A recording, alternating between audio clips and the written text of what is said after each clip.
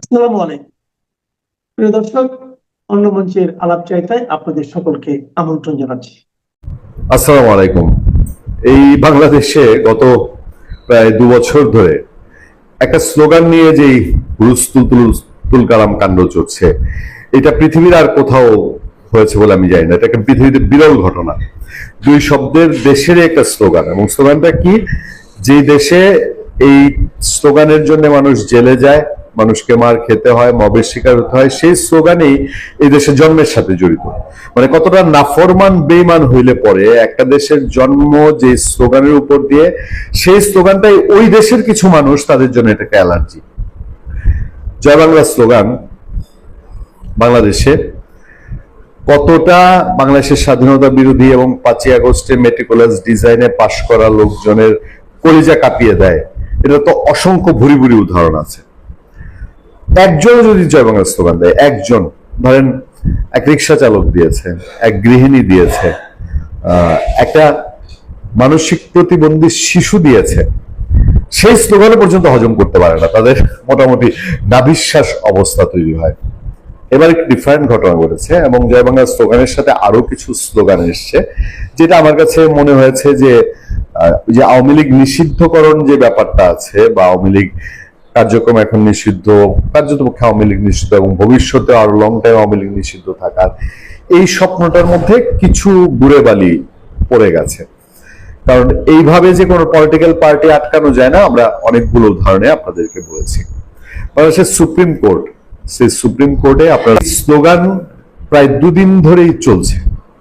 বাংলাদেশের সুপ্রিম কোর্টে ইলেকশন কেন্দ্র করে 2 দিন ধরে এই স্লোগান চলছে, এবং এটা আমার কাছে অনেক সময় একটা খটকা লেগেছে। তারা এই এক শেখ হাসিনা জয় বাংলা স্লোগানের পাশাপাশি তারা আরো ডিফারেন্ট রকম পলিটিক্যাল স্লোগান দিয়েছে, যেগুলো আসলে আওয়ামী লীগের স্লোগান। মানে ধরেন এই জয় বাংলা স্লোগানটা কিন্তু 2 রকম বিভক্ত। একটা হচ্ছে যে স্বাধীনতার পক্ষে আওয়ামী লীগ করে না, কিন্তু স্বাধীনতার পক্ষের মানুষ, মুক্তিযুদ্ধের পক্ষের মানুষ, তারা নিউট্রালি জয় বাংলা স্লোগানটা ইউজ করতে চায়।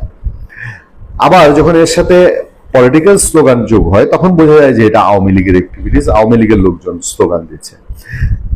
হ্যাঁ, সুপ্রিম কোর্টে আওয়ামী লীগের লোকজন স্লোগান দিচ্ছে, কিন্তু এবারের মনে হয় তাদের হয় বাদ ভেঙে গেছে, আর না হলে পলিটিক্যাল অ্যাম্বিশন এমন কিছু বেশি, যেটা তারা বাস্তবায়ন করার একটা চেষ্টা করছে জয় বাংলা স্লোগানের সাথে অন্যান্য স্লোগানকে মিল রেখে।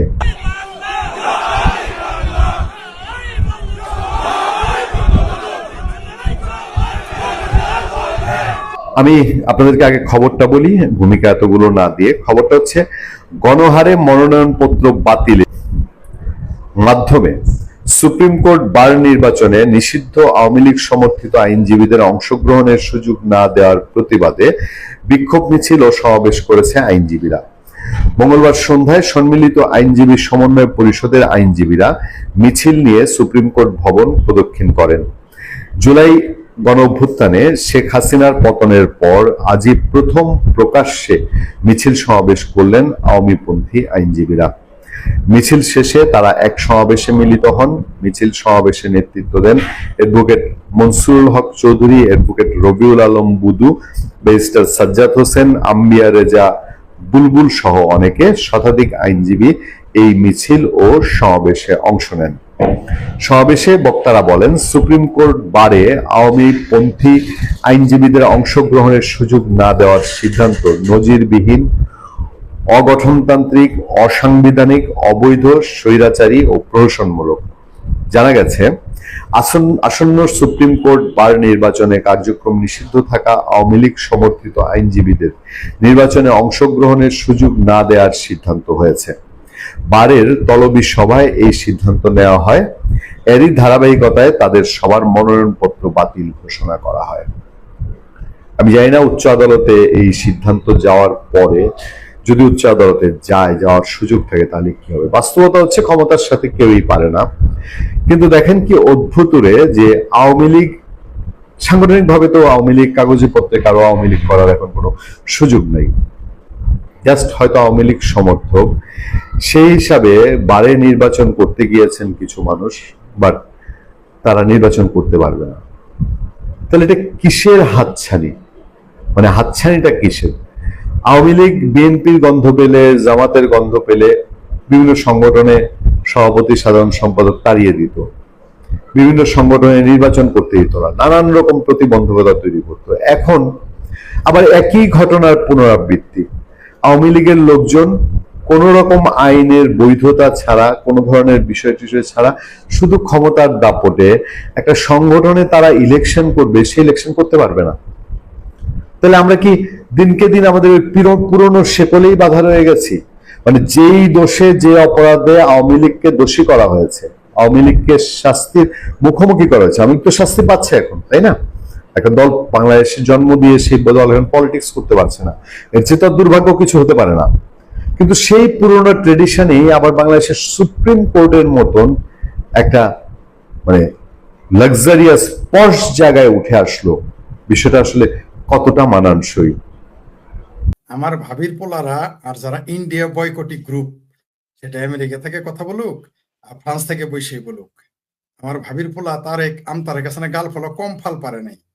এই এই যে তারপরে যে আরেকটা নাম কি, যে এখন বিএনপি থেকে প্রতিমন্ত্রী হয়েছে আর কি, বিভিন্নরা এই রে লাফালাফি এই গণরিয়া পরিষদের পক্ষ থেকে ইন্ডিয়া বয়কট, ইন্ডিয়া বয়কট। আমাদের রিজভী সাহেব বইয়ের শাড়ি পেটিকোট সব পরলো, আমরা দেখলাম।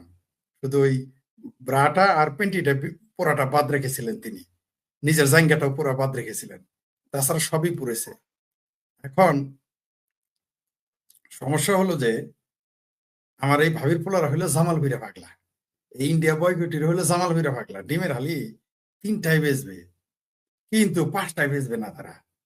ওই যে এক দর্শক লেখছে এখন শহরের গোস্ত খাবে, কোনো প্রতিবাদ নেই, কোনো প্রতিবাদ নেই। অথচ ব্রাজিল থেকে একবার মহিষের মাংস আনার কথা ছিল আওয়ামী লীগের আমলে, মনে আছে কি আপনার? ব্রাজিল থেকে আসার কথা ছিল, কত অজুহাত এটা বন্ধ করে দিল।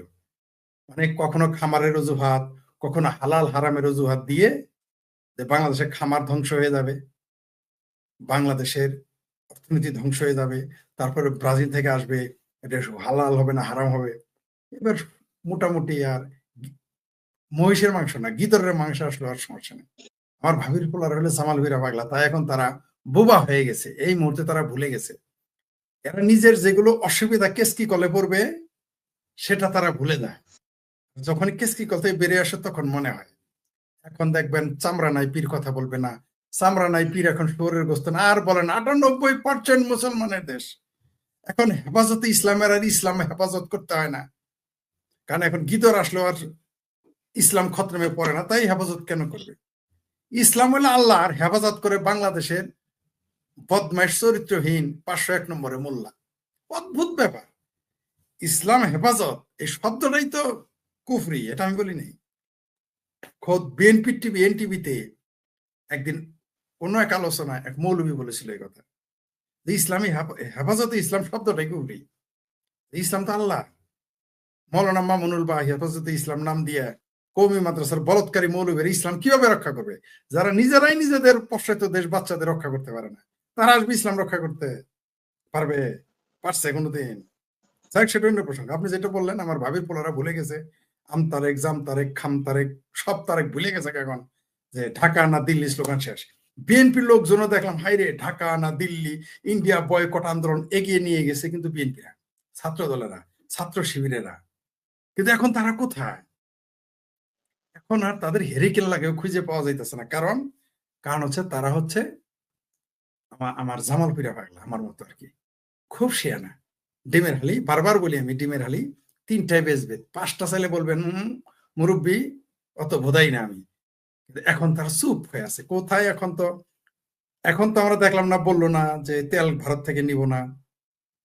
আর আপনি যেটা যেটা ওই যে আমাদের ভুইয়া সাহেবের সাথে আলোচনা করলেন, রাশিয়ান যে আমাদের যে লজিস্টিক সাপোর্ট দিবে রাশিয়া, আমেরিকার সাথে যে চুক্তি হয়েছে সেই চুক্তি অনুযায়ী এটা বন্ধ করতে হবে। কারণ সেখানে বলা আছে পৃথিবীর শুধু আমদানি করবেন না আপনি, তার শত্রু রাষ্ট্রের সাথে তো কিছু করতেই পারবেন না, প্রশ্নই আসে না।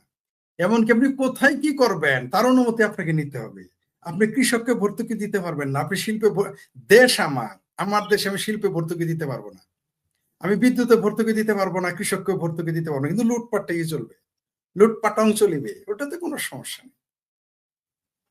সমস্যা নাই। এই যে 40,000 ইউনুস যে লুটপাট করে গেল, তো তার নিয়ে কোনো কথা বলে না।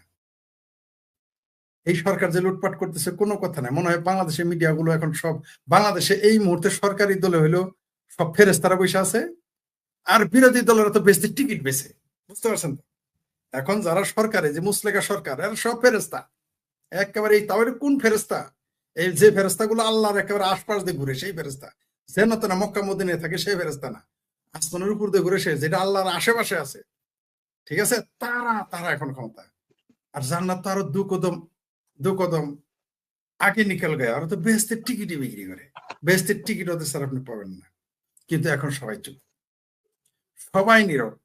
ভারত জুজু, কখনো কখনো আমেরিকা জুজু, মানে যখন যে জুজু দেখাইলে একটু আন্দোলন চাঙ্গা করা, ইন্ডিয়া বয়কট, এগুলো তো তাদের হলো ক্ষমতায় যাওয়ার জন্য। যে কোনো মূল্যে এদের তো দরকার ক্ষমতা। দাসকত দিয়ে হইলো। আমি বলছি তো যে ভারত যদি বলে যে তোদের গরুর মুদ খাইতে হবে, আর বিরোধী সরকারি দলকে গরুর মুদ খাইতে হবে, আর বিরোধী দলকে শুয়োরের গোস্ত খাইতে হবে, ক্ষমতায় রাখবো তোদের 20 বছর। কালকেই গিয়ে এরা দিল্লি আর ওয়াশিংটনে দৌড়াদৌড়ি হলে আলহামদুলিল্লাহ, এবং এর পক্ষে দেখবেন ফতোয়া নাজিল করে ফেলবে। ইসলামের কোন কোন দৃষ্টিতে শুয়োর খাওয়া আর গরুর মুদ খাওয়া হালাল, এই ফতোয়া দেখবেন মার্কেটে চলে আসবে। এরা হচ্ছে, মানে এদের তো এই দেশ নিয়ে কোনো আলোচনা নেই, দেশের সম্পর্কে তাদের কোনো চিন্তাও নাই, কারণ এরা দেশ বিরোধী। কারা ক্ষমতা? এরা কি করছে? এখন যে সরকারে আছে, যারা বিরোধী দলে আছে, সকল মুসলেকা বিরোধী দলে, তারা হচ্ছে সরাসরি স্বাধীনতা বিরোধী, মুক্তিযুদ্ধ বিরোধী, 71 বিরোধী, জয় বাংলা বিরোধী। আর যারা এর পৃষ্ঠপোষক, তারাই হচ্ছে সরকারি দলে। এই দেশের কি হলে যায় আসে না, এদের দরকার শুধুমাত্র ক্ষমতা। যে কোনো মূল্যে এদের ক্ষমতার দরকার, যে কোনো মূল্যে। ভারত বিরোধিতা বলেন, আমেরিকা বিরোধিতা বলেন, রাশিয়া বিরোধিতা, এগুলো বুগাস। কোনো ন্যায় নীতির কোনো কথাই নাই। আওয়ামী লীগ ভারতের কাছে দেশ বেঁচে দেয়, আমেরিকার কাছে দেশ বেঁচে দেওয়া খুব আরাম। বেঁচে দিছে যে পাকিস্তানের বিরুদ্ধে, ভাই কেন যাবে ভাই? এরা তো পেয়ারা পাকিস্তানি, এরা নিজেরাই পেয়ারা পাকিস্তানি। আপনি দর্শক ঠিকই বলেছেন, এরা যাবে না, কারণ এরা হচ্ছে পেয়ারা পাকিস্তানি। কেন পাকিস্তানের বিরুদ্ধে বলবে? এরা এরা এরা প্রয়োজনে খোদ আল্লাহর বিরুদ্ধে যাবে, রসুলের বিরুদ্ধে যাবে, এবং গেছেও বহু জায়গায়। কিন্তু তারা পাকিস্তানের বিরুদ্ধে টু শব্দটি করবে না। আপনি বিএনপির একটা নেতা দেখান সারা জীবন বঙ্গবন্ধুরে গালি দিয়েছে, জীবনে কোনোদিন জুলফিকার আলী ভুট্টো, হিয়া, টিক্কা খান, গোলাম আজমকে গালি দিয়েছে? দেয় নাই। এখনো জামাতের লোকজন বলে গোলাম আজমের পক্ষে কথা বলে, সংসদে দাঁড়িয়ে দেইলা রাজাকার সাইদির পক্ষে কথা বলে। পাকিস্তান তো বহুত দূরের কথা, পাকিস্তানের যে গোলাম আছে, গোলাম, সেই গোলামদের বিরুদ্ধে কথা বলা মুরদ এই বাংলাদেশ সংসদের বিএনপি নেই। কারণ এরা হচ্ছে পেয়ারা পাকিস্তানি। পেয়ারা পাকিস্তানিরা কেন পাকিস্তানের বিরোধিতা করুক? কারণ তাদের কথাই তো তারা আসছে। বাংলাদেশটা তখন বাংলাদেশ নাই, বাংলাদেশ তো এই মুহূর্তে পাকিস্তান, পূর্ব পাকিস্তান হয়ে গেছে। আবার সেই পূর্ব পাকিস্তানি বাংলাদেশিরা আবার ভারত আর আমেরিকার, রাশিয়ার গোলাম হয়ে গেছে একই সাথে। তা না হলে রুশ ভারতের দালালেরা হুঁশিয়ার সাবধান স্লোগান কোথায় গেল? ইন্ডিয়া বয়কট এখন কোথায়? এরা এত বড় বেহায়া, তখন কি বলবে জানেন? টেকা ছাড়া আনি, এটা বলবে, টেকা ছাড়া আনি। এখন দেখবেন তাদের নতুন আলোচনা, যখন আপনি বলবেন তাহলে তখন ইন্ডিয়া বয়কট করলি করে বদমাইশ গুলো। এই যে চাপা মারলি ইন্ডিয়া বয়কট, ইন্ডিয়া বয়কট, যেই শেখ হাসিনা নাই তখন ইন্ডিয়া মায়ের ভাতার হয়ে গেছে তোমার। আমগরে বলো আমরা ইন্ডিয়ার দালাল, তেল আনে কারা? আমগরে বলো ইন্ডিয়ার দালাল, রজল খলিল কই যায় ঘুরে? আমাদের বলো রাশিয়ার দালাল, তো তেল কই থেকে আনো? আমাদের কিছুদিন আগে আবার আমেরিকার দালালও বলছে, এখন আমেরিকার লোকই তাদের গাইটে বেরিয়ে দিই।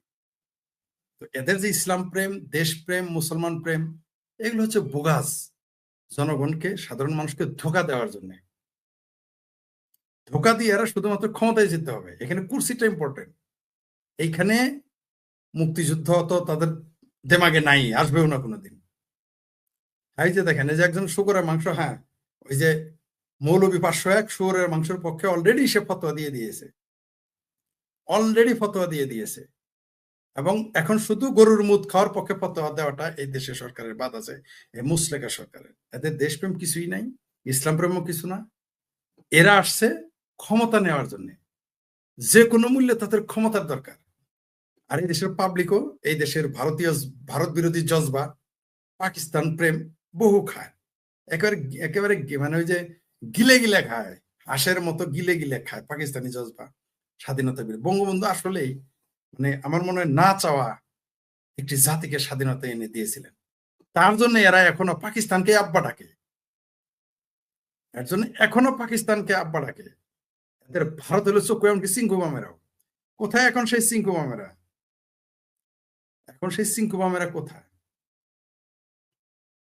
এখন আজকে যদি শেখ হাসিনা এগুলো করতো, ধরেন শেখ হাসিনা শুয়োরের মাংস আনছে, শেখ হাসিনা চুক্তি করছে আমেরিকার সাথে, শেখ হাসিনা চুক্তি করছে, ধরে নেন আমি আমার শ্রদ্ধেয় কমরেড মঈনুদ্দিন খান বাদলের ভাষায় বলি, যার স্মৃতিতে আমি মোষ রেখেছি বারবার বলি, যার প্রতি শ্রদ্ধা রেখে সেই কমরেড মঈনুদ্দিন খান বাদলের ভাষায় বলি, ধরে নিলাম এই চুক্তিটা শেখ হাসিনা করেছে, বাংলাদেশের প্রতিটা মসজিদ, বাংলাদেশের প্রতিটা মাদ্রাসা, বাংলাদেশের প্রতিটা মৌলবী দাড়ি টুপিওয়ালা রাজাকার সহ পুরো বাংলাদেশ কাঁপায় ফেলতো তারা।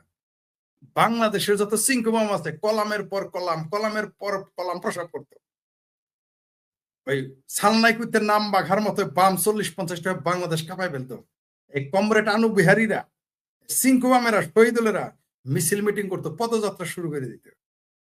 কিন্তু এখন শুয়োরের মাংস, গিদরের মাংস আসে কোনো কথা নেই, কারণ চুক্তিটা করেছে কে? বিএনপি আর জামাত। তাই সব হালাল, তাই সব হালাল।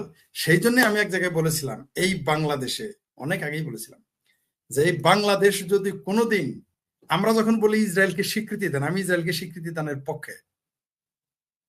আমি যখন বলি নাস্তিক, মুরতাদ, ইহুদি দালাল, শালা আগে ভারতের দালাল ছিলি, আগে শেখ হাসিনার দালাল ছিলি, দোসর ছিলি, আওয়ামী লীগেরও গালি দেয় মানে ইসরায়েলের পক্ষে, ইসরায়েলের স্বীকৃতির কথা বললে। আমি বলেছিলাম এই জামাত বিএনপি একদিন ইসরায়েলের সাথে চুক্তি করবে এবং স্বীকৃতি দিবে, তলে তলে দেয় নাই তো, একটু খোঁজ নেন তো। এমন তো হতে পারে যে অলরেডি আমরাও কিন্তু শুনেছি আগে যে দুবাই ইসরায়েলের বিরুদ্ধে, কাতার, কুয়েত, সৌদি আরব, পরে কি জানলাম যে আব্রাহাম অ্যাকর্ডের নামে তারা একটা চুক্তি করে ফেলেছে। তলে তলে এরকম চুক্তি অলরেডি জামাত বিএনপি করে ফেলে নাই তো? কারণ এই যে ভিপি নুরা, যে এখন প্রতিমন্ত্রী এবং এমপি, যাকে ছাত্রলীগ লাঠি উষ্টা দিয়ে দিয়ে দিয়ে দিয়ে এমপি বা মন্ত্রী বানায় ফেললো, সেই ভিপি নুরার সাথে কি ইসরায়েলের ছবি পাওয়া যায় নাই? বলেন পাওয়া গেছে কিনা? মানে কি অদ্ভুত ব্যাপার যে রেজা কিবরিয়াকে বিএনপি জামাতের লোকেরাই মেরে ফেললো, তারপরে আজকে বিএনপির এমপি। কি অদ্ভুত ব্যাপার! আপনি কার পক্ষে বলে? এই জন্য কার পক্ষে বলা বিপদ, বিরুদ্ধে বলা বিপদ। আজকে আমি আপনার পক্ষে বলবো, কালকে যে আপনি আমার বিরোধী পক্ষের সাথে যুক্ত হবেন না। আমি যে আপনার বিপক্ষে বলবো, কালকে যে আমাদের মতের লোকের দলে এসে আমাকেই তাড়াবেন না, তার গ্যারান্টি কি? আপনি বাংলাদেশের মৌলবী, আপনি যদি মানে নির্লজ্জ হলে চলবে না, নির্লজ্জ এবং বেহায়া সর্বনিম্ন স্তরের হইলেই কেবল বাংলাদেশে মৌলবী হইতে পারবেন না রাজনীতিবিদ। তাছাড়া তো সম্ভব না, তাছাড়া তো সম্ভব না। যে লোকটা বলেছে এক পর্দা ব্রিজ দিয়ে 10টা বানানো যাবে, আর মেট্রো রেলে দুর্নীতি হয়েছে, এখন সেখানে ডাবল লাগতেছে। এরকম বেহায়া যদি আপনি না হইতে পারেন, এরকম নির্লজ্জ, মিথ্যাবাজি, ধোকাবাজ আপনি না হইতে পারেন, আপনি তো নেতা হইতে পারবেন না। বাংলাদেশের মৌলবী নেতা হওয়ার জন্য মিথ্যা না, শুধু ঠাড়া বড়া মিথ্যা কথা বলতে হবে, তাইলেই কেবল হইতে পারবেন। সেই জন্য মনে হয় একবার স্বপ্ন দেখছিলাম, মনে মনে মাঝে মধ্যে জাগে যে রাজনীতিতে যোগ দিব সরাসরি, দেখে তো সম্ভব না, এরকম ঠাড়া বড়া মিথ্যা কথা বলতে পারবো না। মানে আর যাই করি, এরকম ঠাড়া বড়া মিথ্যা কথা বললে রাজনীতি করা সম্ভব না। এরকম তেল মারতে পারবো না, যেমন ওই যে একজন তেল মারছে যে জিয়াউর রহমানই পারমাণবিক সূত্র এনে দিয়েছে। মানে এই জি জি জি একেবারে আপনি এস কে বিশ্বাস, আপনি মেরে মুকাবা ছিনলিয়া যে গপ্প করবি করবি মিছা কথা কসকে, এইটাই বলতে চাইছিলাম, আপনি তখন এটাই করছেন। আসলেই তাই, রাজনীতি হলে মিছা কথা কবি, গল্প করবি করবি মিছা কথা কসকে। বাংলাদেশ এটা উল্টা করে বলতে হবে এখন, যে রাজনীতি করবি করবি মিছা কথা কসকে, যে মিছা কথা না করলে রাজনীতি হইলো। এখন আমাদের বাংলাদেশে এই স্লোগান দিতে হবে। যেমন যেটা আমি বারবার বলেছি, মিছা কথা যদি না কই তাহলে গপ্প হইলো, এখন এটা উল্টা করে বলতে হবে। মিছা কথাই যদি না বললাম তাহলে ওটা মৌলবিগিরি হইলো, মিছা কথাই যদি না খবর পেলাম তাহলে ওটা রাজনীতিবিদ হইলাম। আপনি দেখেন, চরমনায়ের পীর আওয়ামী লীগের সামসামি করে নাই, জামাতের গালি দেয় নাই। এখন আওয়ামী লীগ তার কাছে একবার আওয়ামী লীগ খারাপ হয়, একবার জামাত খারাপ হয়, ভালো হয়, মানে কখন যে কি করে নিজেই জানে না। চরমনায়ের পীরের এখন সেই লোকেরা কোথায়? এখন তার পীরের মজমাগুলো অর্ধেক হয় কেন? ইসলাম খতরে হা গেয়া, এখন তো আওয়ামী লীগ নাই। এখন যদি আওয়ামী লীগ তো বলতো ডর দেখাইছে, তাই চামড়া নাই পীরের লোক এখন কোথায়? আমি আগেই বলতাম যে চরমনায় পীরের মিটিং, যে কোনো ইসলামী দলের মিটিং হয়, সেখানে জামাতের লোক টাকা দিয়া পাঠায়, কথা বিশ্বাস এখন হয়? এখন চরমনাই পীরের লোক কম হয় কেন? আচ্ছা, ওই যে আমার ভাবির পোলা হাওয়া নাকি খাওয়া কি হাদি নাকি পাতি না গাদি মারা গেল, তার জানা যায় কিভাবে 10 লাখ লোক হয়, মানে তাদের ভাষায় কত হয়েছে জানি। কেউ কেউ তো বলছে আল্লাহর ফেরেস্তা আসছে, ভাগ্যিস বলে নাই জিন পরি কালী দৈত্য দুর্গা অসুর সব আসে, এগুলো শুধু দাবি করা পাচ্ছে না। আল্লাহর ফেরেস্তা আসছে সেই সেই জানা যায়। একটু বিপদ, এরা একটু বিপদে পড়ে গেছে। শুধু দেখেন, সব দোষ শেখ হাসিনার আমলের, খালি একটা দেশ দোষ দিতে পারতেছে না যে শেখ হাসিনার আমলে জঙ্গিবাদ বৃদ্ধি পেয়েছে, এই কথাটা বলতে পারতেছে না, তাহলে ভাইসা যাবে। বুঝতে পারছেন? এই কথাটাই শুধু বলতে পারতেছে না। যেমন মাদ্রাসার মৌলবীরা ভারতের ব্যাপারে একটা দোষ কোনোদিন দিবে না, বলবে যে ওই যে টাকলা পথ বলেই ফেলেছে বাংলাদেশে নাকি গরম পড়ছে, এটা নাকি ভারত দেয়। নতুন গবেষণা, জামাতের সূরায়ে মুগী তার উপরে নাজিল হওয়া শুরু হয়েছে। এই জামাতিরা শুধু জামাতি হেফাজতের একটা কথা বলবে না যে মাদ্রাসায় যে বলৎকার হয় এটার জন্য ভারত এই কথাটা বলবে না। আর জঙ্গি, মানে জঙ্গি শেখ হাসিনার আমলে তৈরি হয়েছে এই কথাটা বলতে মানে ভুলে বলেও ফেলতে পারে, মানে এরা পারতেছে না বলতে, তাহলে আরেকটা ধরা খেয়ে যাবে। আর শেখ হাসিনা যখন জঙ্গি ধরেছে এরা তো বলেছে জঙ্গি নাই, তাই বলতে পারতেছে না শেখ হাসিনা আমলে জঙ্গি বৃদ্ধি, এই দুইটা বলবে না। আর এদের যে এই যে প্রতিমন্ত্রী আর পূর্ণমন্ত্রী, উপদেষ্টা আর এই যে মন্ত্রী দুইজনে যে কথা বললেন, এরা সকালে তো ব্রিফিং দেয় তাই না, প্রতিদিন ব্রিফিং বোধহয় ভুলে গেছিল কখন কোনটা বলতে হবে। আসলে ভুলে গেছে, কারণ সকালে তো প্রেসক্রিপশন দিয়ে দেয় যে আজকে তুমি এটা বলবা, আমি ওইটা বলবো, আমি ওইটা বলবো, সে এটা বলবে। ঠিক আছে, জি জি জি, ওই পেতি পাড়া আর কি, পেতি পাড়া আর নাম দিয়েছি আমি, পেতি পাড়া ডাক্তার জাহেদ।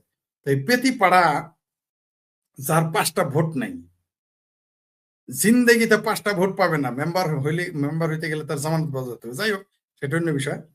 তো কারণ যদি খোটা শক্ত থাকে অনেক কিছুই সম্ভব, আমি শেখ ফরিদে মন্ত্রী হয়ে যেতে পারি। খোটা যদি শক্ত থাকে, আমরা এই বেতিপাড়া ভাবির পোলাদের এমপি হওয়া থেকে বোঝা যায় যে আমি শেখ ফরিদ এই দেশের এমপি মন্ত্রী হইলে দোষের কিছু হবে না, যদি আমি এমপি মন্ত্রী হওয়ার একেবারে যোগ্য না, কোনো সন্দেহ নেই। কিন্তু এদের খাছিলতে মনে হইতেছে, যেটা বলতেছিলাম, এরা হলো যে চোরে চোরায় হালি, এক চোরায় বিয়া করে হাঙ্গা করে আরেক চোরার সাথে।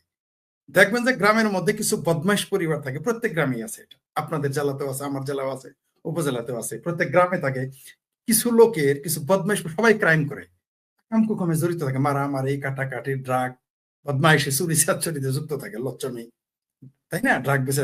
এরা দেখবেন 5-7টা পোলাপান থাকে, নিজেরাই মারামারি করে। কেন করে জানেন? অন্যদের ডিস্টার্ব করতে, যাতে তারা ভয় পায়। এরা তো আর কাম নাই কোনো, এরা একজন আরেকজনের বিরুদ্ধে বলে। স্বরাষ্ট্রমন্ত্রী বলে যে এই দেশে জঙ্গি নাই, প্রধানমন্ত্রীর উপদেষ্টা বলে যে এই দেশে জঙ্গিবাদ আছে। এই দুইটারই ধরে এই এই প্রতিমন্ত্রী নাকি প্রতিবন্ধী কি জানি বলে আর কি, মন্ত্রীদের আমি নাম দিয়েছি প্রতিবন্ধী। প্রতিবন্ধী মন্ত্রী বলেন আর প্রতিবন্ধী বলে, জাহিদ পাড়া, শিলিং সালাউদ্দিন, এই দুইটারে ধরে বাইতুল মুকাররমের সিঁড়িতে দুইটারে কানে ধরাইতে হবে। কানে ধরাই বলতে হবে তোদের মধ্যে কে সত্য আর কে মিথ্যা তোরা নির্ণয় কর, আমরা কিছু বলবো না। এই দুইটারে কানে ধরাইতে হবে, একবার বাইতুল মুকাররমের সামনে, আরেকবার সংসদ ভবনের সামনে, আরেকবার গুলিস্তানের সামনে, আরেকবার পল্টন বিএনপির সামনে। 4 দিন এদের কানে ধরে দাঁড় করাই রাখেন এই স্বরাষ্ট্রমন্ত্রী আর প্রতিমন্ত্রীরে, তাইলেই ফয়সালা হয়ে যাবে। এটা আমরা, ওরা চোরের সাক্ষী গাইড কাটা হয়, ওরাই বলতেছে যে একজন বলতেছে আছে একজন বলে নাই, ফাইজলামি জাতির সাথে ইয়ার কি। এটাই হচ্ছে আমাদের বাংলাদেশের দুর্ভাগ্য, এরকম বদমাইশ গুলো, এরকম স্টুপিড, এরকম মিথ্যাবাদী, এরকম জোকার গুলো আমাদের জাতীয় নেতা এবং মন্ত্রী হয়। সেই জন্যই বলেছি এই বাংলাদেশে আমার পক্ষে রাজনীতি করা সম্ভব না, নেতা মন্ত্রী এমপি গিরি করা সম্ভব না, কারণ এরকম ঠাড়া বড়া মিশা কথা বলা সম্ভব না। আবার দেখবেন কালকে এরা ফটো উল্টাই ফেলবে, বলো আমি এটা বলি নাই, বলো এগুলা তো আমরা বলি নাই। আর এই ব্যাপারে দেখেন সাংবাদিকেরাও কিরকম মেরুদণ্ডহীন। এই দেশের সাংবাদিকেরা মানে কি আর বলবো, কেসও আছে না, কেসোর চাইতেও নিম্নমানের। এদের মুরদে কোলাইলো না যে মাননীয় স্বরাষ্ট্রমন্ত্রী আপনি বলেন, আপনার উপদেষ্টা, দলের উপদেষ্টা, চেয়ারম্যানের উপদেষ্টা বলতেছে, সরকারের উপদেষ্টা বলতেছে দেশে জঙ্গি আছে, আপনি বলতেছেন নাই, কোনটা সত্য? তেমনি এই প্রতিবন্ধী নাকি প্রতিমন্ত্রী জাহেদ পাড়াকে গিয়ে বলে না যে আপনি বললেন যে দেশে জঙ্গি আছে, আপনার স্বরাষ্ট্রমন্ত্রী বলে নাই, কোনটা সত্য? এই প্রশ্ন করার মুরদ কারো নাই।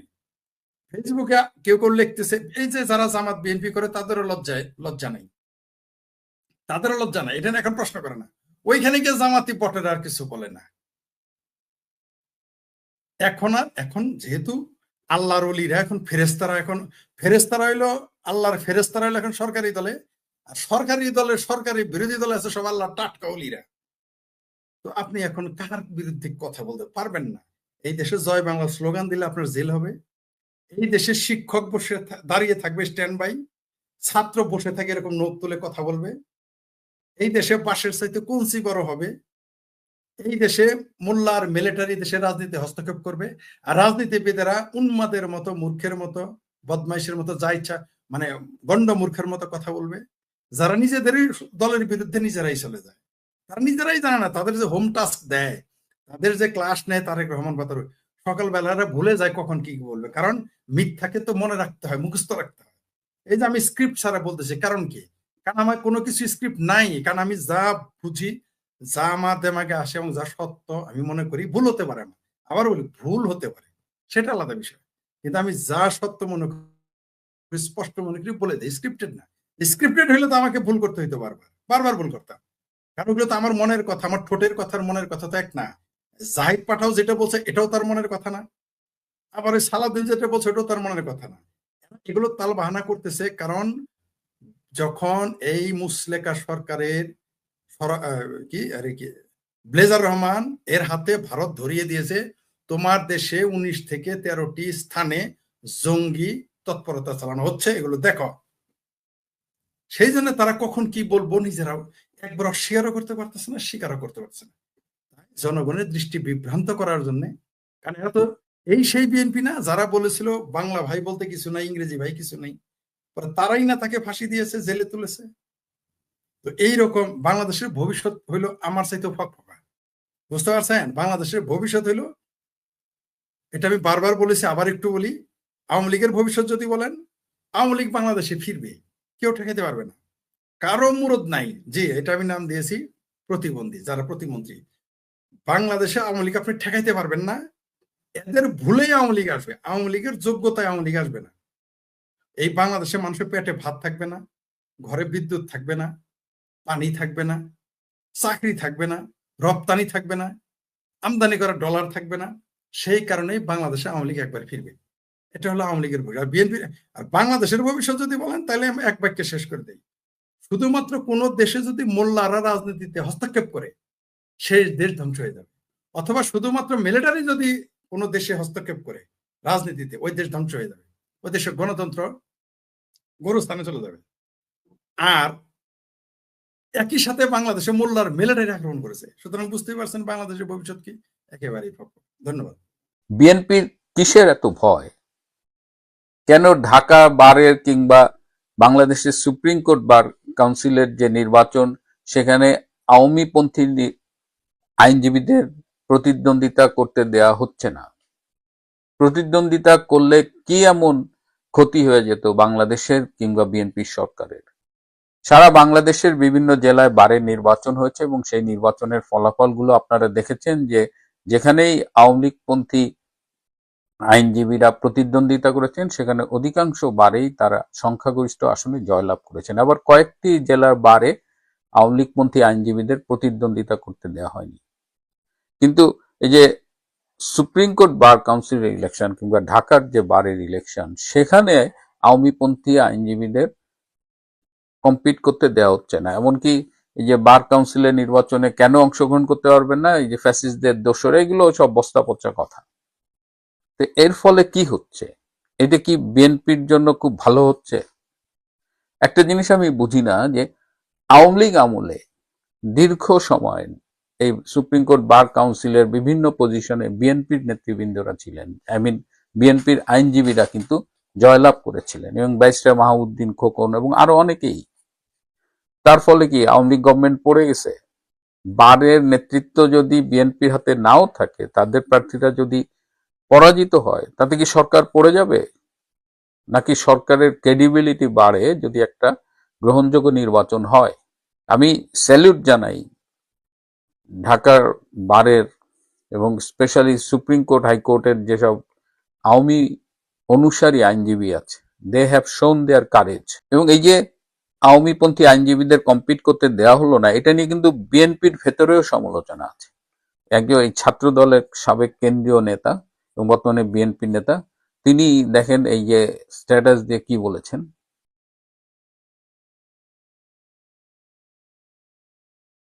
অর্থাৎ এই যে এটা যেটা সমস্যা হয়, যে কতিপয় লোক তাদের নিজেদের নেতৃত্বটা ইনশিওর করার জন্য একেবারে বাই হুক্কুরু আর বাই কুক্কুরু তাদের জিততে হবে। কম্পিট করে আপনি জেতেন। আপনার যদি এত ভালো কাজ করে থাকেন, আপনাদের যদি এত গার্ডস থাকে, তাহলে আপনি সবার জন্য নির্বাচন উন্মুক্ত করেন। যদি ভোটাররা আপনাকে ভোট দেয়, আপনি আইনজীবী পরিষদের নেতা হবেন। কিন্তু আপনি ভালো করেই জানেন যে আপনার এই মুহূর্তের অবস্থা কি। সুতরাং আপনি স্বৈরাচারী কায়দায় আপনার যাদের জয়লাভের সম্ভাবনা আছে তাদের আপনি নির্বাচনে অংশগ্রহণই করতে দিলেন না। এবং খবর পেলাম যে এই সিদ্ধান্তে নির্বাচন কমিশনের দায়িত্বে যারা আছেন তারাও খুব অসন্তুষ্ট, এবং সেখানে নির্বাচন কমিশনের চেয়ারম্যান এক পর্যায়ে উঠে বেরিয়ে চলে গেছেন। যা হোক, একটা সরকার শুরুতে যে এরকম তালগোল পাকিয়ে ফেলবে এইটা আমাদের ধারণারও বাইরে ছিল বলা যায়। এদিকে রূপপুর পারমাণবিক বিদ্যুৎ কেন্দ্র নিয়ে সামাজিক যোগাযোগ মাধ্যমে কিন্তু নানান আলোচনা চলতেছে। বিএনপির আমলে এটা উদ্বোধন হচ্ছে ঠিকই, কিন্তু এটা সমস্ত কৃতিত্ব তো শেখ হাসিনার সরকারের। এখন দেখলাম কয়েকজন ছাগু বলার চেষ্টা করতেছে যে এইটা নাকি সব সরকারের অবদান নাকি আছে।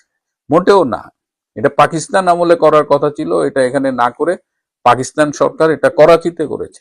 করাচিতে সেই সময় পারমাণবিক বিদ্যুৎ কেন্দ্র স্থাপিত হয়েছে, কিন্তু বঙ্গবন্ধু শেখ মুজিবুর রহমান তখনও এই বিদ্যুৎ কেন্দ্র স্থাপনের জন্য দাবি জানিয়েছিলেন। স্বাধীন বাংলাদেশে তিনি তার যত প্রায়োরিটি ছিল তার মধ্যে এই রূপপুরের এটা ছিল। কিন্তু শেখ হাসিনাই এটাকে বাস্তবে পরিণত করেছেন। তিনি রাশিয়াকে এখানে এনেছেন, এবং এই প্রকল্পটা যদি দেখেন এটা আসলে রাশিয়ার এক ধরনের বিনিয়োগ। এখানে টোটাল যে খরচ হয়েছে তার চেয়ে 90%-এরও বেশি ইনভেস্টমেন্ট করবে রাশিয়া, এবং বাংলাদেশ সরকার 15,000 কোটি টাকা এখানে দেবে। সেই 15,000 কোটি টাকা মেইনলি এই যে জমি দিচ্ছে, ওখানে নদী শাসনের একটা ব্যাপার আছে। সো এইভাবে 15,000 কোটি টাকা দিচ্ছে, আর বাকি টাকা রাশিয়া দিচ্ছে, এবং রাশিয়া এটা লং টার্ম লোন, 28 বছর, 2 বছর ল্যাপস হয়ে গেছে। তো পরিবর্তে ধরে নি 28-30 বছরের মধ্যে তারা এই লোনটা উঠান। এবং পারমাণবিক বিদ্যুতের একটা সুবিধা হলো এইটা একদম চিপেস্ট। এটা পার ইউনিট কস্ট হয়তো 6 টাকা, অন্যদের ইউনিট কস্ট যেমন 12-13 টাকা, 20 টাকা এরকম। এবং এটা লনজিভিটিও অনেক, এটা 50 থেকে 60 বছর বিদ্যুৎ উৎপাদন সম্ভব। এবং এটা যদি ওয়েল মেনটেইনড হয় তাহলে এটা আরো 50-60 বছর এক্সট্রা ইউজ করা যাবে। তার মানে 100 বছরের মতো এটা একটা প্রকল্প। এবং ভেরি ইন্টারেস্টিং হলো বাংলাদেশের বিনিয়োগ 15,000 কোটি টাকা, আর মানে 1 বিলিয়ন সামথিং। আর ওদিকে রাশিয়ার বিনিয়োগ হলো প্রায় 11 বিলিয়ন বা 12 বিলিয়নের কাছাকাছি। এখন নিন্দুকেরা বলতেছে যে এইখান থেকে শেখ হাসিনার সরকার 5 বিলিয়ন বা 60,000 কোটি টাকা দুর্নীতি করছে, আত্মসাৎ করছে। তো যেখানে বাংলাদেশের বিনিয়োগ 15,000 কোটি টাকা, তাও আমি বললাম in the form of land, হ্যাঁ, নদী শাসন, এইসব। তো সেখানে 15,000 টাকা আপনি বিনিয়োগ করে আপনি 60,000 টাকা চুরি করলেন, তাহলে বাকি 45,000 টাকা আপনি কই থেকে পাইলেন? রাশিয়া। এবং দেখেন এই প্রজেক্টের জিনিসপত্র সব আসছে অধিকাংশ রাশিয়ার থেকে আসছে, তাদের লোকবল এখানে কাজ করছে, হ্যাঁ, সবকিছু তারাই স্পেন্ড করছে বলা যায়। তাহলে রাশিয়ার টাকার থেকে 45,000 টাকা আওয়ামী লীগ সরকার চুরি করছে বলতে চান? মানে মাথার মধ্যে কি পরিমাণ গু থাকতে হবে যে এই গুজবটা বিশ্বাস করতে এবং এটা ছড়াইতে। সেই ঘটনাই আমরা দেখতে পাচ্ছি যে, এবং দেখেন এই গত 2-3 দিনের মধ্যেও সাংবাদিকরা রাশিয়ার রাষ্ট্রদূত যিনি বাংলাদেশে আছেন তাকে প্রশ্ন করেছিলেন এই 5 বিলিয়ন দুর্নীতির বিরুদ্ধে। তিনি মানে তার উত্তরটা সহজ ভাষায় বললে বলে, ভাই আপনারা কি আমার ব্যাককল পাইছেন যে আমার প্রজেক্ট থেকে 12 বিলিয়ন ডলারের একটা প্রজেক্ট, সেখানে 5 বিলিয়ন একজন খেয়া ফেলল। মানে এই গুজবগুলো আমি আজকাল অবাক হই না কেন, কারণ এই গুজব ছড়িয়েই কিন্তু এরা এত দূর আসছে। এই বিএনপি বলেন, ইউনূস বলেন, আসিফ নজরুল বলেন। আসিফ নজরুলের সেই কথাটা মনে আছে, সে যে বলছিল যে 26 লক্ষ ভারতীয় বাংলাদেশে চাকরি করে, কিন্তু আজ অবধি তিনি কিন্তু প্রমাণ করতে পারেন নাই। তিনি উপদেষ্টা হওয়ার পরেও এই প্রশ্নের মুখোমুখি হচ্ছেন। এখন আজকে একটা ফেসবুকে একটা স্ট্যাটাস দেখলাম, আসিফ নজরুলের একজন ছাত্র একটা স্ট্যাটাস শেয়ার করছে। আসিফ নজরুল আজকাল ফেসবুকে যে স্ট্যাটাস দেয় সেখানে কমেন্ট সেকশন অফ করা থাকে, কিন্তু তিনি ধারণা করতে পারেন, আপনারাও ধারণা করতে পারেন যে আসিফ নজরুলের স্ট্যাটাসের নিচে কি ধরনের কমেন্ট হইতে পারে। খুব কান্নাকাটি করতেছে আসিফ নজরুল ফেসবুকে স্ট্যাটাস দিয়ে যে কোন এক ভূমিদস্যুর পত্রিকা নাকি তার এবং কয়েকজন উপদেষ্টার পেছনে লাগছেন, তার বিরুদ্ধে অভিযোগ 1000 কোটি 100 কোটি, এই যে সাব রেজিস্ট্রারদের বদলি টাকা। আদালতে যদি এই মুহূর্তে আপনার পরিচিত কোনো কেউ থাকে আওয়ামী লীগের বা যে জেলে আছে বা জামিনের জন্য যাচ্ছে, তাহলে একটু খোঁজ নিয়ে দেখবেন যে আমি তো কালকেও শুনলাম যে একটা 20 টাকার মিনারেল ওয়াটারের বোতল আসামির হাতে পৌঁছে দেওয়ার জন্য পুলিশকে 500 টাকা ঘুষ দিতে হয়।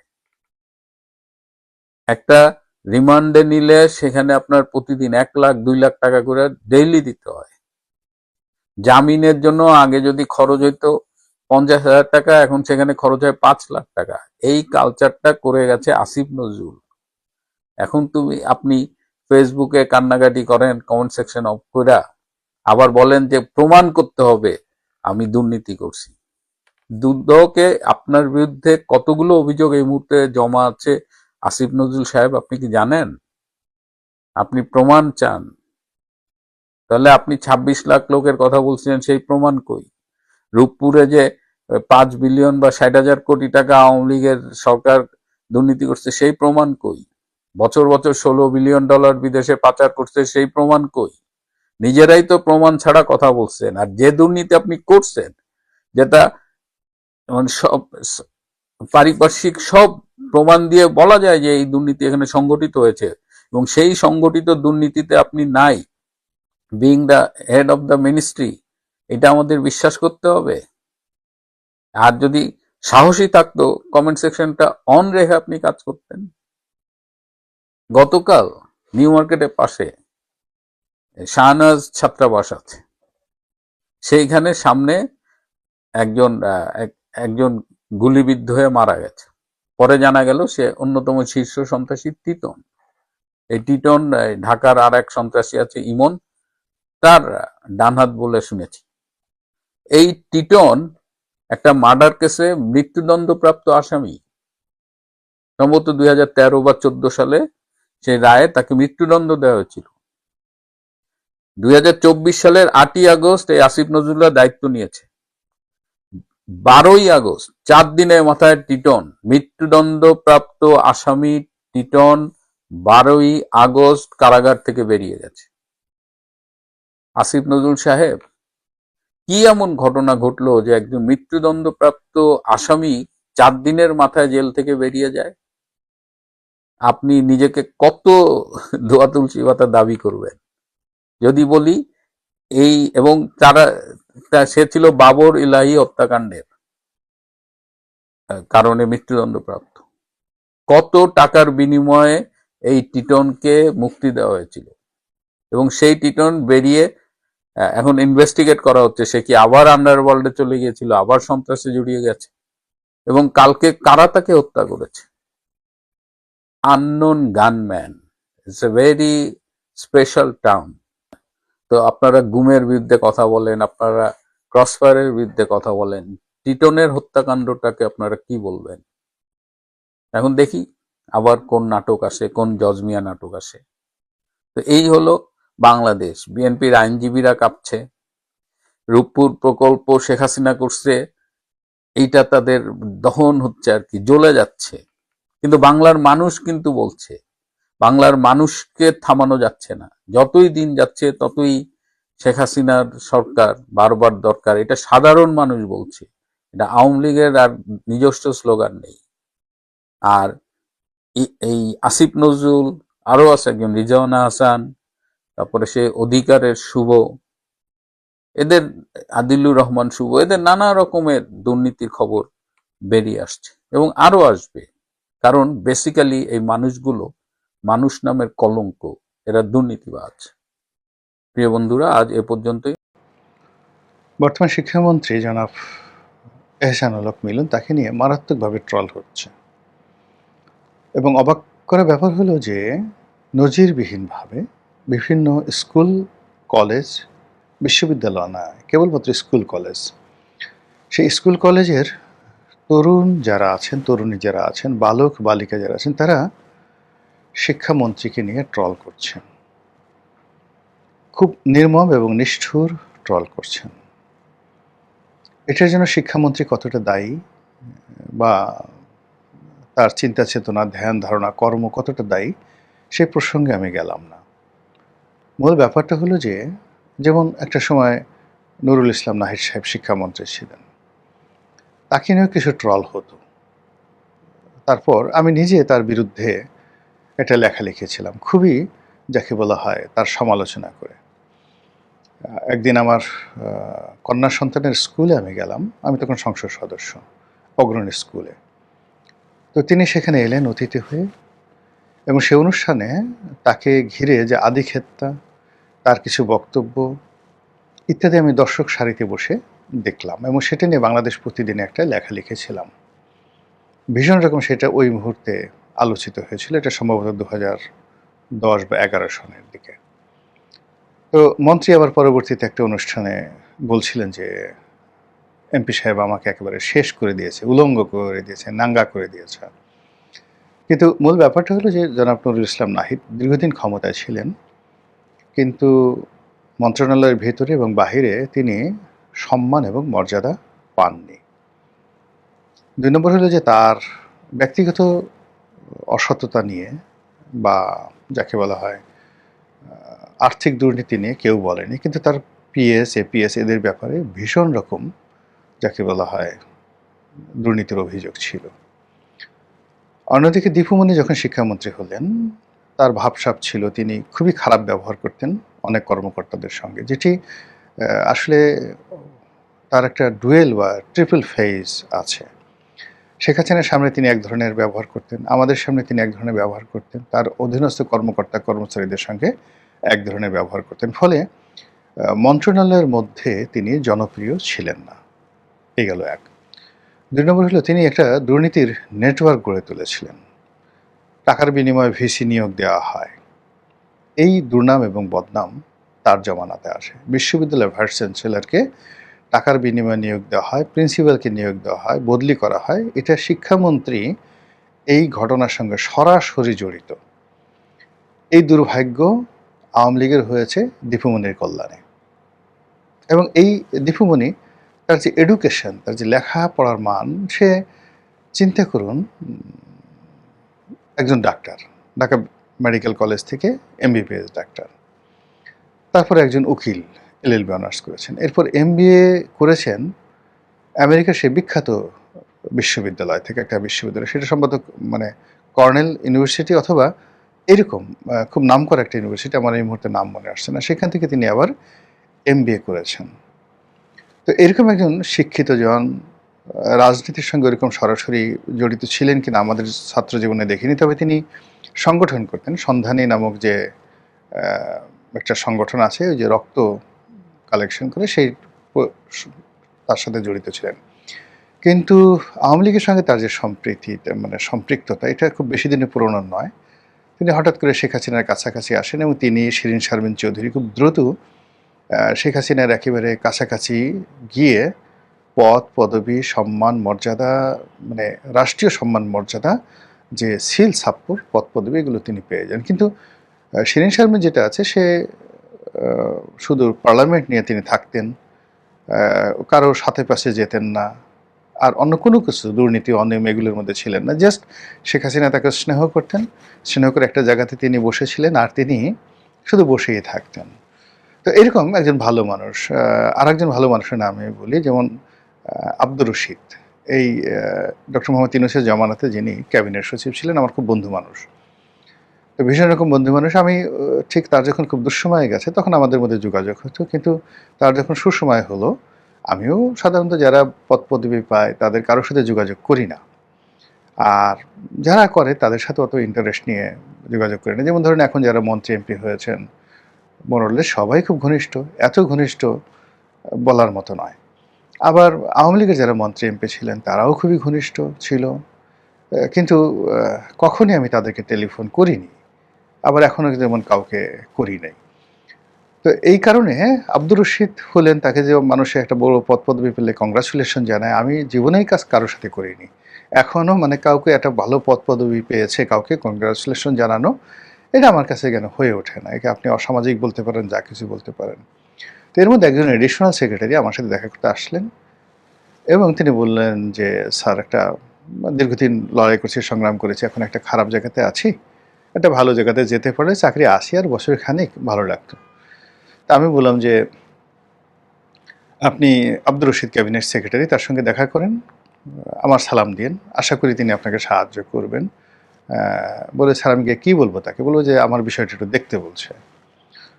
তো উনি বললেন যে, স্যার আপনি টেলিফোন না করলে হবে না এবং তাকে বুঝাই বলতে হবে, সে এত ভালো মানুষ যে আপনি যদি, আমি গিয়ে যদি বলি যে রনি স্যার আমার বিষয়টা একটু দেখতে বলছে, আমাকে দেখতে বলছে, তখন সে শুধু আমার দিকে তাকিয়ে থাকবেন। ওই আপনি বলছেন দেখে সে শুধু আমার দিকে তাকিয়ে থাকবেন এবং আমাকে দেখবেন, এবং এটার মধ্যেই তার কর্মপরিধি থাকবে, এর বাইরে তিনি আর অন্য কিছু চিন্তা করবেন না। তো এত ভালো মানুষ তিনি। এখন মানে আমাদের এলাকার এক হুজুর বিয়ে করলেন, তার ছেলে হলো। তো আশেপাশের লোকজন বললো যে, হুজুর এত ভালো মানুষ, তার ছেলে মেয়ে হলো কি করে, বা তার স্ত্রী প্রেগনেন্ট হলো কি করে? হুজুরের পক্ষে তো এগুলো করা ঠিক না। তো এরকম অনেক ঘটনা ঘটে। শিরিন শারমিন ওরকম ভালো মানুষ, শেখ হাসিনা তাকে বসিয়ে দিয়েছেন, তিনি শুধু ওখানে তার যে কর্তব্য যতটুকু আছেন অতটুকুই করেছেন, ডানেও তাকাননি, বামেও তাকাননি। তো সেই দিক থেকে নুরুল ইসলাম নাহিদ বা ডাক্তার দীপুমণি তারা ওই রকম না, তারা ডানে বামে উপরে নিচে সব জায়গায় তাকিয়েছেন, এবং তার মধ্যে দীপুমণি যাকে বলা হয় সুপার, যাকে মানে স্মার্ট, এত স্মার্ট যে শেখ হাসিনাকে তিনি বুঝতেই দেননি যে শিক্ষা মন্ত্রণালয়কে তিনি গাং করে দিয়েছেন। এনিওয়ে, এখন যেটা বললাম যে সেই মন্ত্রণালয়ে মিলন সাহেব বলছেন, ডক্টর এহসানুল হক মিলন। ব্যক্তিগতভাবে তিনি সজ্জন, ওয়েল বিহেভড, অতিথিপরায়ণ, বন্ধুবৎসল। তার সঙ্গে যাদের সম্পর্ক রয়েছে সবাই তাকে খুব আপন মনে করেন যে এহসানুল হক মিলন আমার বন্ধু মানুষ। তিনি ছাত্রদলের রাজনীতি করেছেন। এহসানুল হক মিলন ফজলুল হক হলের ভিপি ছিলেন, সাবেক সংসদ সদস্য ছিলেন, সাবেক মন্ত্রী ছিলেন, আমেরিকাতে ছিলেন দীর্ঘদিন, আমেরিকার পাসপোর্টও তার ছিল। রাজনীতি করার জন্য তিনি মার্কিন নাগরিকত্ব ছেড়ে দিয়ে বাংলাদেশে চলে এসেছেন। তার স্ত্রী রাজনৈতিক ক্যারিয়ার অসম্ভব ভালো, ছাত্রদলের একেবারে কেন্দ্রীয় নেত্রী ছিলেন, এবং যাকে বলা হয় যদি এহসানুল হক মিলনের স্ত্রী না হতেন তিনিও মন্ত্রী হতে পারতেন বা এমপি হতে পারতেন, তার সেই ধরনের ক্যারিয়ার ছিল বা এখনো আছে। দ্বিতীয়ত হলো যে তার যখন খুব দুঃসময় যায় এই গত 17 বছরে, ঠিক সেই সময়টাতে তিনি যে কোনো কারণে হোক তারেক রহমান সাহেবের সঙ্গে তার সম্পর্ক ভালো যাচ্ছিল না, দলের সাথে সম্পর্ক ভালো যাচ্ছিল না। 2018 সনের তাকে যে নির্বাচন, সেখানে মনোনয়ন দেওয়া হয় নাই, তিনি খুব ভীষণ রকম মনক্ষুণ্ণ ছিলেন। তারপরেও তিনি ভেঙে পড়ার মানুষ নয়। ওই সময়টাতে তিনি ইসলামিক ইউনিভার্সিটি অফ মালয়েশিয়া, যেটাকে IIUM বলে, ওখানে তিনি পিএইচডি করেছেন, ডক্টরেট ডিগ্রি নিয়েছেন। এটা চারটিখানি বিষয় না, ভালো ইউনিভার্সিটি এবং লেখাপড়া করে সেখান থেকে পিএইচডি নিতে হয়, এবং now he is a PhD holder, doctor Ehsanul Haque মিলন।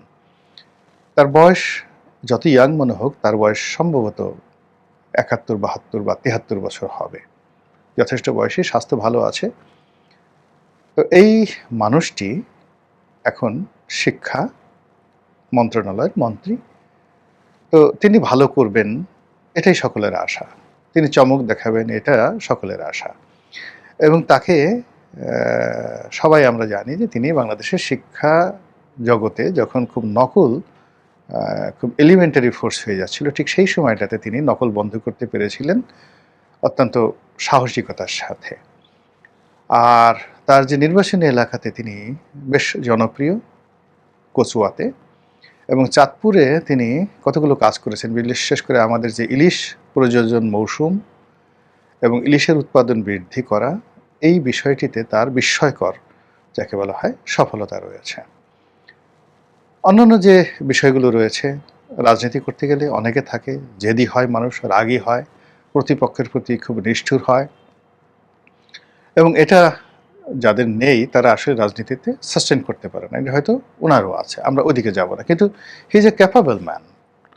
এবং ওইরকম কারোর সাথে এনিমিটি করা, কাউকে ক্ষতি করা এটা নেই। কিন্তু সেই মানুষটি এখন এই সময়টাতে এসে শিক্ষা মন্ত্রণালয়ে দায়িত্ব প্রাপ্তির পরপরই এই মাত্র 60 দিনের মাথায় একটা বিশেষ জেনারেশন যারা স্কুলে পড়ছে, কলেজে পড়ছে, তাদের কাছে তিনি একজন তুচ্ছ তাচ্ছিল্যের ব্যক্তিতে পরিণত হয়েছেন।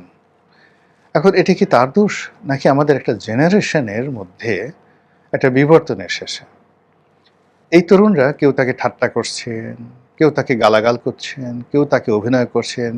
তিনি যে ভাষায় কথা বলেন, প্রত্যেকটা মানুষেরই, যেমন ধরুন আমি যে ভাষায় কথা বলি, এখন আপনার সঙ্গে সে ভাষায় মিলবে না। বা আমাদের মধ্যে যারা কন্টেন্ট তৈরি করেন, জনপ্রিয় যারা কন্টেন্ট ক্রিয়েটর, তো সবাই আমাদের ভাষা, আকার, আকৃতি, চেহারা, সুরত, লেখাপড়া, দৃষ্টিভঙ্গি আলাদা। কিন্তু এই আমাকে যদি আপনি ট্রল করতে চান যে মিস্টার রনি এইভাবে কথা বললেন, এইভাবে ঘাড় নাড়ান, এইভাবে মিউ মিউ করেন, এইভাবে চিউ চিউ করেন, এইভাবে ম্যানা ম্যানা করে কথা বলেন, মানে আমাকে অফ করার জন্য you must have many many things. তো এই ক্ষেত্রে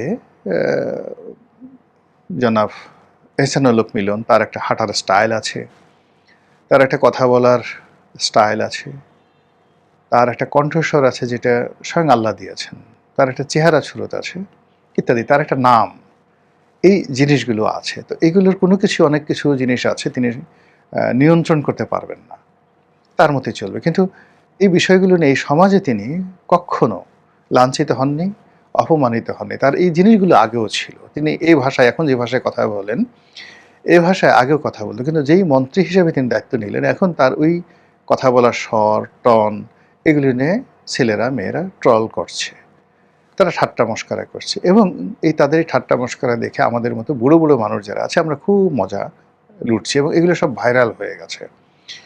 সবচেয়ে অবাক করা ব্যাপার হলো যে তার কণ্ঠস্বর নকল করে, তার বক্তব্যকে বিকৃত করে, তাকে একটা খেলনা পুতুল, তাকে একটা পাপেট, তাকে একজন ফালতু মানুষ, তাকে একজন অথর্ব গর্ধপ বানানোর জন্য তারই নাতির বয়সী ছেলেরা মেয়েরা চেষ্টা করছে। সে ডেঞ্জারাস, নির্মম এবং নিষ্ঠুর। এই গেল এক। 2 নম্বর হলো যে তাকে রীতিমতো, যেটাকে বলা হয় বডি শেমিং, সেটা করা হচ্ছে। তার হাঁটা চলা নিয়ে, তার মানে অঙ্গভঙ্গি নিয়ে, তার চাহনি নিয়ে টিটকারি করা হচ্ছে, এবং এতে করে তিনি নিঃসন্দেহে মানসিকভাবে ভেঙে পড়বেন টুডে অর টুমরো, এবং তিনি কাজ করতে আনন্দ পাবেন না, এবং তার আশেপাশে যারা লোকজন আছেন, সরকারি কর্মকর্তা আছেন, তারা মুখ টিপে পেছনে পেছনে হাসবেন। থার্ডলি হলো, আমি কয়েকজন মেয়েকে দেখলাম, বেশ কয়েকজন মেয়েকে দেখলাম, তারা রীতিমতো যৌন নির্যাতন শুরু করেছেন। কেউ বলছেন তাকে মিলন মন্ত্রী। মানে মিলন মানে কি? তারা বলছেন ইন্টারকোর্স, মানে সেক্সুয়ালি এই জিনিসটিকে তারা বলতে চাচ্ছেন। একজন বলতেছেন যে আমাদের মিলন মন্ত্রী বা আমাদের মিলন আঙ্কেল লেখাপড়ার সঙ্গে আমাদের মিলন ঘটাতে চান, কিন্তু আমরা তো আসলে আমাদের ভবিষ্যৎ যে স্বামী তার সঙ্গে মিলিত হতে চাচ্ছি, মিলন করতে চাচ্ছি। খুবই আপত্তিকর।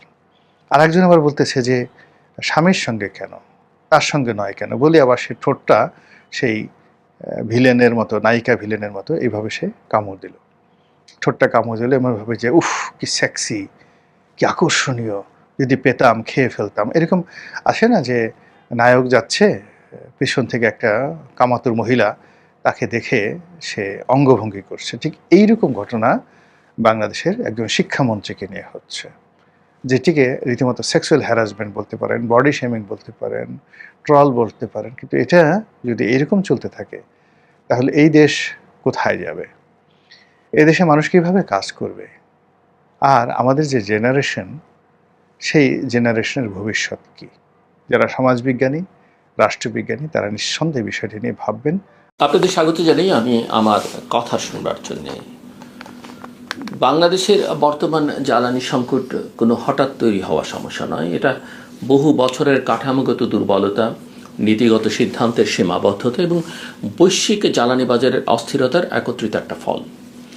একদিকে মধ্যপ্রাচ্যের ভূরাজনৈতিক উত্তেজনা, হরমুজ প্রণালীতে সরবরাহ ঝুঁকি এবং আন্তর্জাতিক এলএনজি ও তেলের দামের অস্থিরতা, অন্যদিকে দেশের ভেতরে গ্যাস উৎপাদনের ধারাবাহিক পতন, এই দুটো প্রবণতা একসাথে এসে বিদ্যুৎ এবং জ্বালানি খাতকে চাপে ফেলেছে।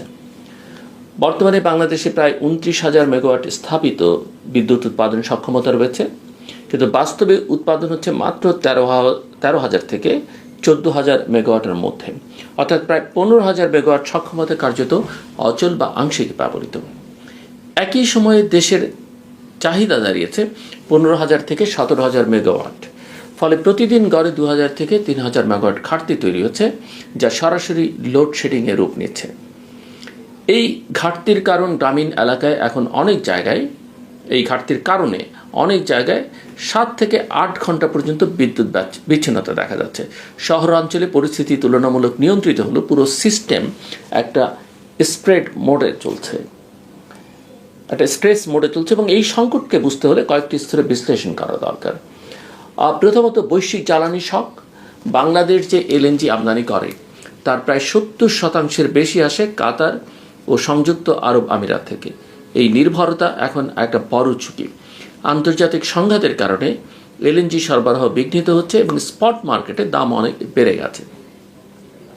দ্বিতীয়ত দেশীয় গ্যাস উৎপাদনের পতন। একসময় যেখানে দৈনিক গ্যাস উৎপাদন ছিল প্রায় 25,000 মিলিয়ন কিউবিক ফিট MMCF, তা এখন নেমে এসেছে প্রায় 21,000 MMCF এর কাছাকাছি। অথচ বিদ্যুৎ খাতের চাহিদা পূরণে প্রয়োজন 2,000 MMCF এর ও বেশি অতিরিক্ত গ্যাস, যা এখন আমদানির উপর নির্ভরশীল। তৃতীয়ত অতিরিক্ত আমদানি নির্ভর বিদ্যুৎ ব্যবস্থা। বাংলাদেশের মোট বিদ্যুৎ উৎপাদনের প্রায় 85 থেকে 90% জীবাশ্ম জ্বালানি নির্ভর, যার বড় অংশই আমদানিকৃত। এর মধ্যে গ্যাস, কয়লা এবং ফার্নেস অয়েল রয়েছে, ফলে বৈদেশিক মুদ্রার উপর সরাসরি চাপ তৈরি হচ্ছে। চতুর্থত অবকাঠামোগত সীমাবদ্ধতা। গ্যাস ট্রান্সমিশন ক্ষমতা সীমিত। বর্তমান পাইপলাইন নেটওয়ার্কের ক্ষমতা প্রায় 950 MMCFD, যা চাহিদার তুলনায় অনেক কম। নতুন এলএনজি টার্মিনাল বা পাইপলাইন তৈরি করতে 2-3 বছর সময় লাগে। পঞ্চমত আর্থিক ও নীতিগত দুর্বলতা। বিদ্যুৎ খাতে দীর্ঘদিন ধরে সাবসিডি রাখা হয়েছে, যার ফলে বিদ্যুৎ উন্নয়ন বোর্ডের ওপর প্রায় $3 বিলিয়ন বা 36,000 কোটি টাকার বেশি দেনা জমেছে। একই সঙ্গে অলস বিদ্যুৎ কেন্দ্রকে ক্যাপাসিটি চার্জ দেওয়ার কারণে ব্যয় আরও বেড়েছে।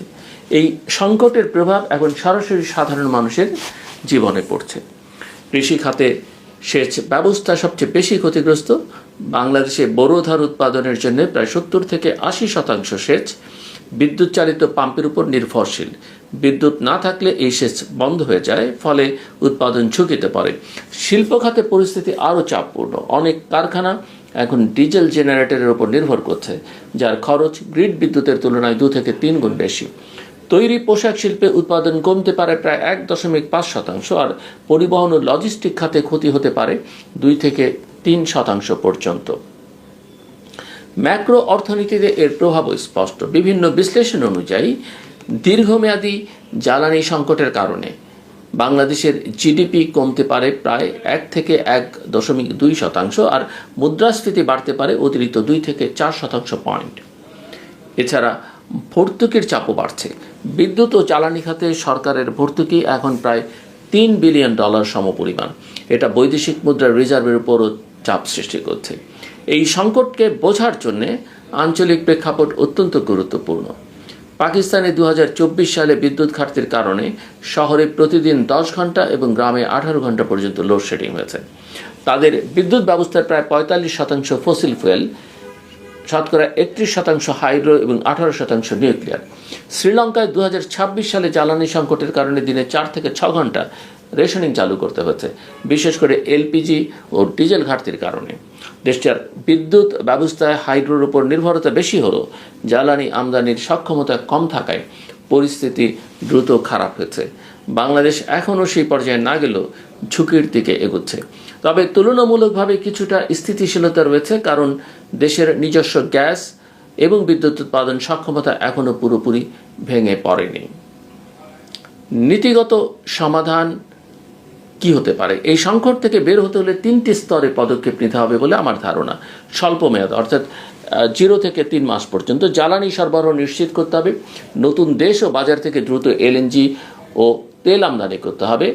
জরুরি ভিত্তিতে 30 দিনের জ্বালানি মজুত নিশ্চিত করা দরকার। একই সঙ্গে ডিজিটাল রেশনিং ব্যবস্থা চালু করে অপ্রয়োজনীয় জ্বালানি ব্যবহার কমাতে হবে।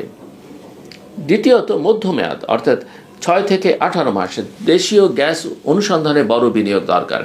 নতুন গ্যাস ক্ষেত্র এবং অফশোর ব্লক দ্রুত উন্নয়ন করতে হবে। পাশাপাশি এলএনজি টার্মিনাল ক্ষমতা বাড়াতে হবে। নবায়নযোগ্য জ্বালানিতে বড় আকারে বিনিয়োগ জরুরি।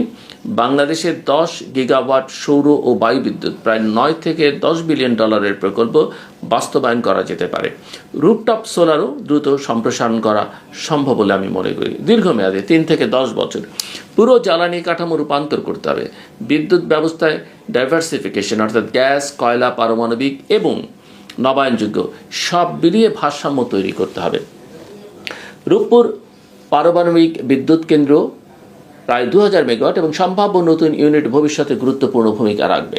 এছাড়া আঞ্চলিক বিদ্যুৎ বাণিজ্য বাড়াতে হবে। ভারত, নেপাল ও ভুটানের সঙ্গে গ্রিড সংযোগ শক্তিশালী করলে সংকটকালীন সময়ে বিদ্যুৎ আমদানি সহজ হবে।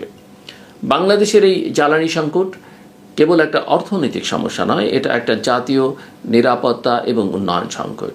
এটা আমাদের দেখিয়ে দিচ্ছে যে শুধু বিদ্যুৎ উৎপাদন বাড়ানো যথেষ্ট নয়, বরং জ্বালানি নিরাপত্তা, নীতি স্থায়িত্ব এবং দীর্ঘমেয়াদী পরিকল্পনা একসাথে দরকার। এই সংকট যেমন ঝুঁকি তেমনি একটা সুযোগও। সুযোগ একটি টেকসই, আধুনিক এবং বৈচিত্র্যময় জ্বালানি ভবিষ্যৎ গড়ে তোলবার।